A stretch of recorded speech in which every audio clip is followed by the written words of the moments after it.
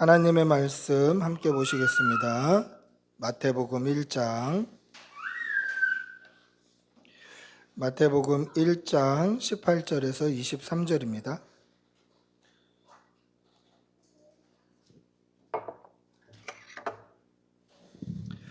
마태복음 1장 18절에서 23절. 우리 천천히 한 목소리로 함께 읽겠습니다. 마태복음 1장 18절에서 23절입니다. 같이 읽습니다. 예수 그리스도의 나심은 이러하니라. 그의 어머니 마리아가 요셉과 약혼하고 동거하기 전에 성령으로 잉태된 것이 나타났더니 그의 남편 요셉은 의로운 사람이라. 그를 드러내지 아니하고 가만히 끊고자 하여 이 일을 생각할 때에 주의 사자가 현몽하여 이르되 다윗의 자손 요셉아 내 아내 마리아 데려오기를 무서워하지 말라. 그에게 잉태된 자는 성령으로 된 것이라. 아들을 낳으리니 이름을 예수라 하라. 이는 그가 자기 백성을 그들의 죄에서 구원할 자이심이라 하니라. 이 모든 일이 된 것은 주께서 선지자로 하신 말씀을 이루려 하심이니 이르시되 보라 처녀가 잉태하여 아들을 낳을 것이요 그의 이름을 임마누엘이라 하리라 하셨으니 이를 번역한즉 하나님이 우리와 함께 계시다 함이라. 아멘. 할렐루야. 우리 앞뒤좌우로 한번 인사하시겠습니다. 메리 크리스마스. 네, 메리 크리스마스. 사람마다 이 땅에서 살고자 하는 이유와 목적이 있습니다. 살려는 이유와 목적이죠. 나는 어떤 사람이 돼야 되겠다. 나는 어떻게 살아야 되겠다. 살고자 하는 이유와 목적입니다. 여러분, 죽는 것이 소원인 사람이 있을까요? 죽는 것이 삶의 이유와 목적인 사람이 있을까요? 그런 사람들도 있더라고요. 제가 좋아하는 후배 목사님이 이야기해 준 내용인데 자기 모교회에 지금은 장로님이신데 예전에 안수 집사님이실 때 그분이 몇 번 이제 돌아가시려고 했다는 거예요. 그 이야기를 들려주더라고요. 그 장로님께 들은 이야기인데 이렇습니다 하면서 그 이야기를 들려주시는데 이분이 사업을 크게 했어요. 사업을 크게 했고 씀씀이도 컸고 통도 큰 그런 사람이었어요. 그런데 IMF 때 정말 드라마처럼 영화처럼 쫄딱 망한 거예요. 막 집에 딱지가 붙고 당장 길로 내앉아야 되는 그런 형편이 찾아온 거죠. 그래서 너무 상황이 비참하고 나아질 기미가 보이지 않아서 계속 죽으려는 생각을 하셨다는 거죠. 그러니까 삶의 이유와 목적이 죽는 거예요, 죽는 거. 계속 죽으려고 생각을 하시다가 실제로 몇 번 시도를 하신 거예요. 근데 시도를 할 때 너무 두렵더라는 거예요. 너무 두렵고 실제 시도를 했는데 또 돌아가시진 않으셨어요. 하나님의 은혜로. 근데 어느 날 이게 죽으려고 생각을 하다 보니까 아니 이 무섭고 이 잘 죽지도 않는 것을 내가 왜 하고 앉아있냐. 그래서 내가 이 정성과 이 노력과 이 용기면 살아야 되겠다. 삶의 목적이 죽는 것에서 사는 것으로 바뀌신 거예요. 그래서 그분이 다시 사업을 하시고 사업을 이루시고 장로님이 되시고 우리 교회에 이런 장로님이십니다. 이렇게 소개를 하더라고요. 여러분, 모든 사람의 삶의 이유와 목적은 어떻게 하면 사는가? 어떻게 하면 잘 살까? 어떻게 하면 내가 이유와 목적을 가지고 살까? 이게 우리의 삶의 이유와 목적이에요. 그런데 죽는 것이 이유와 목적인 분이 계셔요. 오늘 생일을 맞으신 성탄의 예수님이 죽는 것이 그분의 목적이 되었다라는 것입니다. 오늘 이 성탄절 아침에 이 땅에 십자가를 지시려고 죽으시려고 오신 예수님을 분명히 믿고 그 믿음으로 기뻐하는 성도들이 되시기를 축복하고 기도합니다. 할렐루야. 2025년 12월 25일 오늘은 성탄절이에요. 시차는 있습니다만은 아마 전 세계에 있는 사람들이 오늘을 성탄절로 지키겠죠. 뭐 몇몇 나라들, 이런 나라들에서는 지키지 않을 수도 있습니다만은 오늘이 성탄절이라는 것을 알기는 할 거예요. 그래서 성탄절이 영어로 뭡니까? 크리스마스. 이게 고어, 영어로도 옛날 영어인데 크리스는 그리스도라는 뜻이고 마스는 미사, 예배라는 뜻입니다.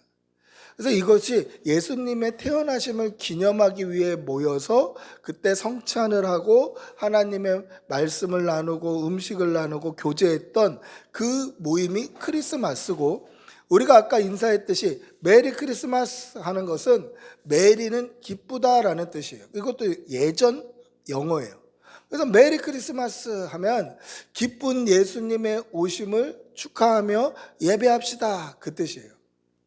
그러니까 우리가 알든지 모르든지 우리가 생각을 하고 있든지 하지 못하든지 우리는 오늘 12월 25일 2025년 시차가 있어서 나라별로 조금씩 차이는 있습니다만은 이 성탄절에 메리 크리스마스, 예수님의 태어나심을 기뻐합시다 라고 인사를 하더라는 거죠. 우리 한번 다시 인사해 볼까요? 메리 크리스마스. 예수님이 이 땅에 오심을 기뻐합시다, 이 뜻이에요. 우리가 알든 알지 못하든 예수님을 고백하고 있는 거예요. 예수님은 이 땅에 죽으러 오셨습니다. 이게 중요한 거예요. 예수님이 이 땅에 오셨다라는 사실은 다 알아요. 전 세계 사람들이 메리 크리스마스 한다니까요. 물론 그렇지 않은 나라들도 있습니다만은 오늘이 성탄절, 예수님이 오신 날이라는 것은 다 알아요. 근데 중요한 것은 예수님이 오신 것이 중요한 것이 아니라 왜 오셨냐 하는 게 중요한 거예요. 왜 오셨냐. 결론부터 말하자면 예수님은 죽으러 오신 거예요. 오늘 읽었던 본문 20절 한번 같이 읽어볼까요? 20절입니다. 시작. 이 일을 생각할 때에 주의 사자가 현몽하여 이르되 다윗의 자손 요셉아, 내 아내 마리아 데려오기를 무서워하지 말라. 그에게 잉태된 자는 성령으로 된 것이라. 할렐루야. 예수님의 어머니는 마리아입니다. 아버지는 요셉이죠. 근데 예수님이 아버지 요셉의 씨로 태어나신 것이 아니라 성령으로 잉태되어서 태어나신 거예요. 어머니 아버지가 계셔요. 근데 아버지의 씨로 태어난 것이 아니라 성령으로 잉태하신 거예요. 왜 성령으로 잉태하셔야만 했을까요? 그것은 죄가 없으셔야만 했기 때문에 그래요. 우리 모두는 죄인입니다. 태어날 때부터 죄인이에요. 원래부터 있었던 죄가 유전이 되는 거예요. 그래서 제가 태어났을 때도 어른들이 볼 때는 아기 때 제가 천사 같을 거 아니에요. 근데도 죄인이에요. 왜냐하면 가르쳐주지도 않았는데 젖 안 주면 짜증내죠. 승질 부리죠. 이런 짜증하고 승질이 어디서 나오겠어요? 우리 안에 있는 죄의 본성에서 나오는 거예요. 우리는 태어날 때부터 죄를 유전받아요. 그래서 죄인이기 때문에 나중에 심판대 앞에 갔을 때 이 죄 때문에 심판받게 되는 거예요.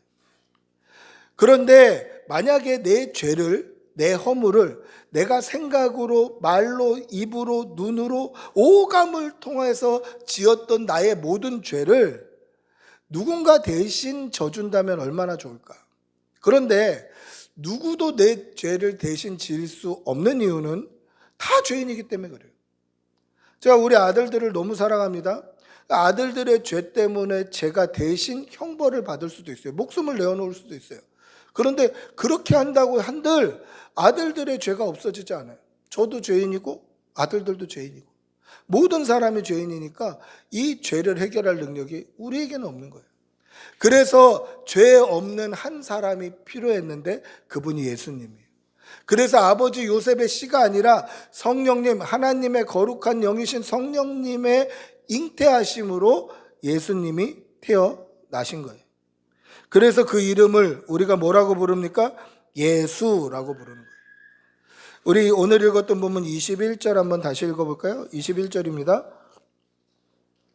다시 읽어보겠습니다. 시작. 아들을 낳으리니 이름을 예수라 하라. 이는 그가 자기 백성을 그들의 죄에서 구원할 자이심이라 하니라. 할렐루야. 이름을 예수라 하는데 이 예수라는 이름이 무슨 뜻이냐면 자기 백성을 그들의 죄에서 구원할 자이심이라. 그러니까 예수라는 이름 자체가 그분은 죄가 없으시고 그분이 죽으심으로 말미암아 우리의 죄의 형벌을 대신 받으셨다라는 뜻을 이름에 가지고 있는 거예요. 그 예수님께서 우리를 구원하시기 위해 마국간 말구유에서 태어나셨습니다. 여러분, 예수님 당시에 예수님이 태어날 어간에 시저 아우구스투스가 자기가 통치하는 모든 나라의 백성들을 호구조사해요. 왜냐하면 세금을 많이 걷어들이려고 이 로마가 자기가 통치하고 있는 이 이스라엘, 이 땅도 호구조사했어요. 그래서 모든 사람이 고향에 가서 자신의 호구를 조사해야 돼요. 몇 명 살고 있다, 어디서 살고 있다. 그래서 예수님을 배에다 만삭으로 잉태하고 있는 마리아와 요셉이 자신의 고향인 유다 지파의 땅 베들레헴으로 호구 조사를 하러 간 거예요. 근데 엎친 데 덮친 격으로 이 베들레헴에 도착했을 때 진통이 오는 거예요. 산기가 있는 거예요. 그래서 여관을 두드려 보는데 거기가 무슨 관광지도 아니고, 베들레헴은 지금이나 가야 관광지이긴 합니다만은 지금도 굉장히 예루살렘과 비교하면 굉장히 낙후된 지역이에요. 거기는 지금도 가면 약간 국경같이 들어가야 되고 굉장히 낙후된 지역이에요. 그러니까 뭘로 알 수 있냐면 물가가 달라더라고. 물가가. 베들레헴에서 스카프를 10불에 4개를 팔더라고요. 스카프 10불에 4개. 근데 거기가 우리가 갔던 첫 번째 거의 관광지였기 때문에 10불에 4개 아이 비싸. 어디 딴 데 가면 더 쌀 거야. 그리고 막 권사님들한테 사지 마시라고 그랬어요. 나중에 가면 더 싸다고. 근데 다른 지역에 갔더니 10불에 2장, 10불에 3장, 거기가 제일 싼 거예요. 제일 싼. 나중에 엄청 혼났어요. 목사님 거기서 사라고 그러지. 그 싼데 여기 더 비싸지 않냐고. 질도 여기가 더 안 좋은데 막 그러시더라고요. 그러니까 물가가 달라요. 물가가. 그 정도로 지금도 베들레헴은 낙후된 지역인데 그 당시에는 무슨 관광지도 아니니까 여관이 많지도 않았겠죠. 사람들 형편도 넉넉하지 않았을 거예요. 만삭의 마리아가 몸을 누일 곳이 없는 거예요. 그래서 어떻게 해서든지 찾고 찾다가 찾은 곳이 마국간이에요. 마국간, 말구유, 말밥통, 여물이 들어있는 그 말밥통 위에 예수님이 태어나서 그곳에 누우셨다는 거예요. 여러분, 아무리 가난하고 열악해도요, 마국간에서 태어난 사람은 아마 없을 거예요. 예수님은 예수님의 생일, 태어나신 그 날에 굉장히 비참한 모습으로 태어나셨어요. 누가 이런 모습으로 태어날 수 있을까요? 저도 산부인과에서 태어나지 않고 저도 조산원에서 태어났는데 지금 생각하면 산부인과보다 훨씬 열악한데도 불구하고 그래도 좋은 데잖아요. 예수님보다 더 안 좋은 곳에서 태어난 사람이 과연 있을까? 이렇게 비참하게, 이렇게 어렵게 태어난 사람이 있을까? 무슨 전쟁통도 아니고. 근데 왜 예수님이 이렇게 태어나셨을까요? 오늘 23절에 보시면 그 이유를 이렇게 설명합니다. 보라, 처녀가 잉태하여 아들을 낳을 것이요 그의 이름은 임마누엘이라 하리라 하셨으니 이를 번역한즉 하나님이 우리와 함께 계시다 함이라. 할렐루야. 하나님이 우리와 함께 계시고자 가장 낮은 모습, 가장 비참한 모습, 가장 천한 모습으로 오셨던 것이에요. 만약에 예수님이 왕으로 오셔서 왕궁에서 태어나셨다면 아마 몇몇의 성공한 인사들, 고위 관료들만 예수님이 만날 수 있었겠죠. 만약에 예수님이 성전에서 태어났다면 영적인 지도자들 몇 명이 독점해서 예수님을 만났겠죠. 근데 예수님이 이 땅에 가장 낮고 천한 모습으로 오신 거예요.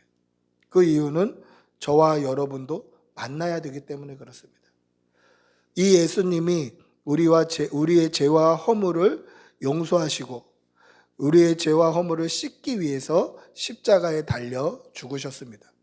이 사실을 분명히 믿으시고 우리의 남은 날 이 믿음 붙들고 승리하는 주의 백성들이 되시기를 축복하고 기도합니다.